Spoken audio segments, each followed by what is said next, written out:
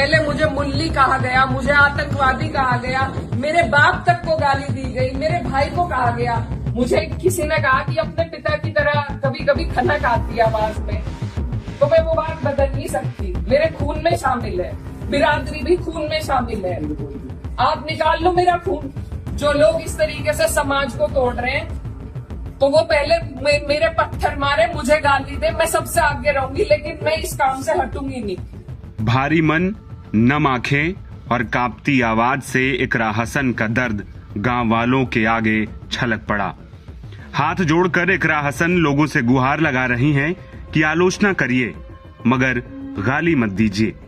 आखिर ऐसा क्या हुआ कि समाजवादी पार्टी की सांसद की आंखें मंच से बोलते हुए भर आईं और लोगों से हाथ जोड़कर वो रोने लगी।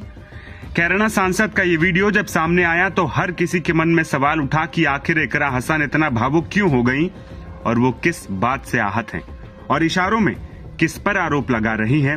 तो चलिए आपको पूरा मामला समझाते हैं। पूरा गांव है हमारा, हमारे पक्ष के लोग भी हैं, विपक्ष के लोग भी हैं।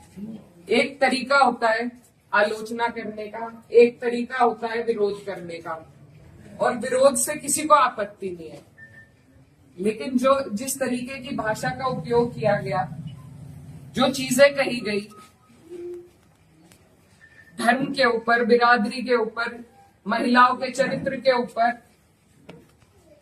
क्या हम पूरे देश में ये संदेश देंगे कि ऐसा हमारा समाज है, ऐसा हमारा इलाका है? ये मेरा आप लोगों से सवाल है। मैं जब चुनाव जीती थी तो मैं इतनी खुश थी, इसलिए नहीं कि मैं जीती, इसलिए कि मुझे सर्व समाज ने, सर्व धर्म ने, सर्व जाति के लोगों ने मुझे अपना वोट दिया था। मेरे लिए उससे बड़ी उपलब्धि जीत की नहीं थी।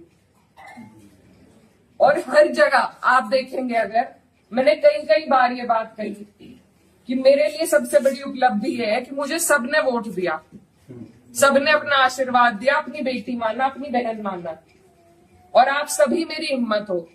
आज अगर इस तरीके की बातें हमारे क्षेत्र से उठेंगी तो मुझे बहुत तकलीफ हुई, शर्म आई मुझे कि मेरे अपने, जो मेरे मामा हैं, नाना हैं, भाई हैं, आज उनके बीच में ऐसी बात हो रही।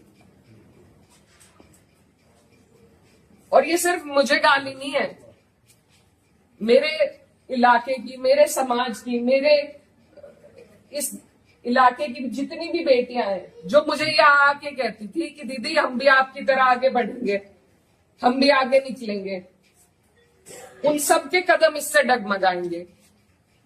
और मुझे ये बात बर्दाश्त नहीं। मेरे पे तरह तरह के सवाल उठाए जा रहे हैं। मैंने कभी धर्म की राजनीति नहीं करी, कभी जात बिरादरी की भी नहीं राजनीति करी। मेरे लिए सब मेरे अपने हैं। जहां जिसे मेरी जिस वक्त समस्या होगी, जिस वक्त मेरी जरूरत होगी, मैं वहां पहुंचूंगी। मेरा परिवार बहुत सालों से, लंबे अरसे से राजनीति में है, आप लोगों के आशीर्वाद से। और हमारे वहां पर बाबूजी हुकुम सिंह जी का परिवार और हमारा परिवार लगातार राजनीति में रहा। कभी वो जीते, कभी हम जीते। लेकिन मैं आज उन्हें नमन करते हुए आपको ये बताना चाहती हूँ, कभी ऐसा नहीं हुआ कि किसी ने किसी पर व्यक्तिगत टिप्पणी करी हो, किसी ने किसी को इस तरीके की ओछी बातें कही हो। तो वो एक राजनीति का स्तर था। और आज जो राजनीति का स्तर हम लेके आ रहे हैं, मेरे काम हो सकता है लोगों को पसंद ना हो, बिल्कुल 5 साल बाद मुझे आपके बीच में आना है। मैं किसी आपकी कसौटी पे खरी नहीं उतरी, मैं वोट मांगने की भी हकदार नहीं, और आपको देना भी नहीं चाहिए।